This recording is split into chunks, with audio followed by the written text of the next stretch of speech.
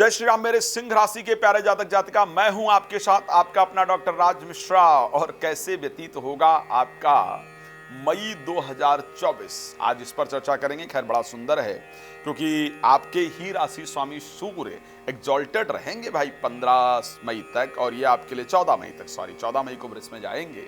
और वृष में भी जाएंगे तो आपके 10th हाउस में जाएंगे। बड़ा शानदार रिजल्ट मुझे दिख रहा है, ये महीना आपके लिए बड़ा चमकदार दिख रहा है। लेकिन एक बात आपको कहना चाहूंगा, पिछले महीने आपने सबसे अधिक मेरी वीडियो भी देखी है, तो मैंने कुछ खास रिसर्च किया है आपके लिए। यदि आप मेरे द्वारा राम कथा, भागवत कथा या शिवपुराण कथा अगर कराना चाहते हैं और चाहते हैं कि उससे दोषों से मुक्ति के भी उपाय उस कथा में बताए जाएं और आसपास के लोगों को लाभ प्रदान किया जाए, आपको लाभ प्रदान किया जाए, तो आप प्लीज हमसे संपर्क कर सकते हैं। जब हम बात करते हैं सिंह राशि को लेकर के, तो सिंह राशि बनता किससे है? मघा नक्षत्र जिसके स्वामी हैं केतु, पूर्वा फाल्गुन नक्षत्र जिसके स्वामी हैं शुक्र, और उसके साथ उत्तरा फाल्गुनी नक्षत्र जिसके स्वामी हैं सूर्य। केतु, शुक्र और सूर्य, तीन चीजों को पूर्वा फाल्गुनी के, उत्तरा फाल्गुनी के, क्षमा चाहूंगा, एक ही चरण में सिंह राशि आती है। तो केतु, शुक्र और सूर्य, तीन प्लैनेट का समावेश पूरी तरह से अगर देखा जाए तो रहता है सिंह राशि के अंतर्गत। अब सिंह राशि में देवता कौन कौन होते हैं? पितृ देवता होते हैं। इसलिए सिंह राशि के जातक जातिका को हमेशा अपने बड़ों का सम्मान करना चाहिए, पिता का सम्मान करना चाहिए। अमावस्या पे कुछ न कुछ बांटना जरूर चाहिए। अब दूसरा जो नक्षत्र है पूर्वा फाल्गुनी, उसके देवता कौन है? भग यानी सूर्य। तो सूर्य को जल जरूर देना चाहिए सिंह राशि, किसी भी चरण में आपका जन्म हुआ हो। और आर्यमा भी सूर्य को ही कहते हैं। तो अमावस्या को आपको कुछ और करने की जरूरत नहीं है। अमावस्या को किसी ब्राह्मण को भोजन देते रहें और सूर्य को एवरीडे जल देते रहें, तो आप अपने 90% प्रॉब्लम से मुक्त रहेंगे। इसको ध्यान रखिएगा, ये ध्यान रखिए, 90% प्रॉब्लम से मुक्त रहेंगे।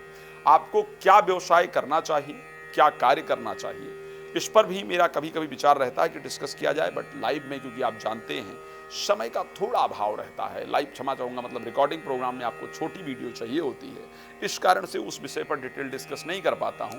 उसके लिए मेरा लाइव प्रोग्राम रहता है, आप उसमें कनेक्ट हो सकते हैं। इस बार जो संयोग आपके लिए मई महीने में बन रहा है, एक तो शुक्र जो कि 10th हाउस के स्वामी हैं, और सूर्य जो कि लग्न आपके राशि के स्वामी हैं, इन दोनों का बड़ा ही सुंदर समावेश 9th हाउस के अंतर्गत होने जा रहा है। और अगर इस समावेश की हम बात करते हैं तो ये आपके लिए बहुत ही फायदेमंद है। हाँ, मैं जानता हूं आप बहुत इमोशनल होते हैं, लोगों के द्वारा बहुत धोखा इत्यादि आपको प्राप्त होता है, इसमें कोई दो राय नहीं है। बहुत मेहनत करने के बाद भी अभी तक रिजल्ट इत्यादि कुछ खास प्राप्त नहीं हो पाया है, ये भी मैं जानता हूं।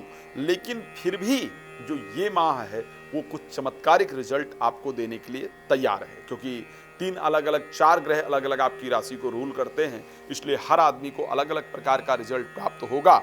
लेकिन अगर मैं बात करता हूं इस महीने राशि स्वामी के एग्जॉल्टेड होने के कारण, उच्चस्थ होने के कारण, मान सम्मान, यश, प्रतिष्ठा, बड़े लोगों के साथ मुलाकात, भाग्य का सुंदर सहयोग आपके जीवन में निश्चित रूप से इस बार प्राप्त होने जा रहा है, इसको ध्यान रखिएगा। उसके साथ अगर मैं बात करूं, प्रतिष्ठा के साथ साथ धार्मिक यात्राएं बहुत सारी होने जा रही है। बड़ा सुंदर राजयोग 9th हाउस के अंतर्गत प्राप्त होने जा रहा है। तो जो लोग इलेक्शन इत्यादि में पार्टिसिपेट कर रहे हैं उनको विजय प्राप्त हो, इस प्रकार की परिस्थिति है। मीडिया इंडस्ट्री में जो लोग हैं या किसी भी कॉम्पिटिटिव क्षेत्र में जो लोग किसी कंपटीशन में भाग ले रहे हैं, आपको शानदार रिजल्ट प्राप्त होगा। और एक बड़ा सुंदर संयोग देखा जाए, 14 तारीख के बाद सूर्य और बृहस्पति का शानदार संयोग बन जाएगा, यानी पंचमेश और राशि स्वामी का संयोग, दूसरा राजयोग। शास्त्र कहता है कि जब इस प्रकार के राजयोग बनते हैं तो जीवन में वो प्राप्त होता है जो अनएक्सपेक्टेड होता है। वो प्राप्त किस क्षेत्र से होता है? अगर देखा जाए तो वो जो प्राप्ति है वो राजनैतिक क्षेत्र से होने वाली है, सरकारी क्षेत्र से होने वाली है।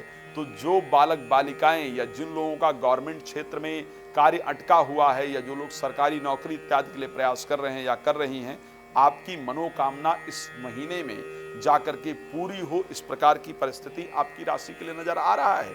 हाँ, एक और बड़ी सुंदर आपकी इच्छा पूरी होने जा रही है। वो इच्छा कौन सी है? वो इच्छा है आपके संतान प्राप्ति की इच्छा। संतान के जीवन में उसकी नौकरी इत्यादि को लेकर के चल रही दिक्कत दूर होगी, संतान की प्राप्ति होने का संयोग है, और उसके साथ साथ प्रेमी और प्रेमिका यानी पंचमेश बृहस्पति और राशि स्वामी सूर्य का एक साथ संयोग बनेगा, तो प्रेमी या प्रेमिका के साथ अच्छे रिलेशन आपके बन जाएं और उनके साथ संबंध अच्छा हो, जीवन में आगे बढ़ें, ये भी एक बहुत शुभ संकेत आपके लिए इस बार है। तो कुल मिलाकर के अगर मैं देखूं तो मैं एक बेहतरीन परिस्थिति देख रहा हूं, लेकिन सावधानी की भी आवश्यकता है। अष्टम भाव में मंगल, राहु और बुध, 3 प्लैनेट का एक साथ जाकर के गोचर करना आर्थिक नुकसान को पूरी तरह से दिखाता है। शेयर मार्केट, लॉटरी, सट्टा इत्यादि में इन्वेस्टमेंट बिल्कुल नहीं, ध्यान रखिएगा, यहां पैसा लगाएंगे तो नुकसान होगा। दूसरी इंपॉर्टेंट चीज, प्रॉपर्टी से रिलेटेड कोई भी खरीद फरोख्त, कोई भी खरीदने और बेचने का काम कर रहे हैं, सावधानी से कीजिए। दुर्घटना इत्यादि का योग है तो वाहन भी सावधानी से चलाइए। बाकी मुझे आप रात को 9 बजे, दोपहर को 12 बजे लाइव कार्यक्रम में फ्री कॉल कर सकते हैं। पहले बाद में बात करना चाहते हैं, कॉल अपॉइंटमेंट लेकर के बात कर सकते हैं। मेरे द्वारा राम कथा, भागवत कथा, शिवपुराण कथा अपने क्षेत्र में आयोजन करना चाहते हैं तो प्लीज आप संपर्क कर सकते हैं। आपका जुड़ने के लिए बहुत धन्यवाद। भगवान आपको प्रसन्न रखे। जय श्री राम।